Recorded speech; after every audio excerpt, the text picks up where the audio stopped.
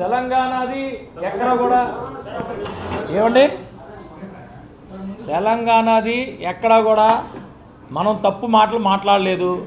కాకపోతే భారతదేశం మొత్తంలో రైస్ బౌల్ ఆఫ్ ఇండియా అంటాం ఏది గోదావరి జిల్లాలో. నిజంగా గోదావరి జిల్లాలో ఈరోజు సమస్యలు చూస్తూ ఉంటే కడుపు తరుక్కుపోతుంది. అందరి కళ్ళు పడ్డాయి అనేదండి, మన కళ్ళు కూడా పడతాయి. ఎందుకంటే ఇంత గ్రీనరీయా అని అర్థం చేసుకోండి. ఆ ఉద్దేశంతో పాజిటివ్ ఉద్దేశంతో అన్నారు కానీ ఎవరిని కించపరచడానికి ఇంకోటి అనలేదు.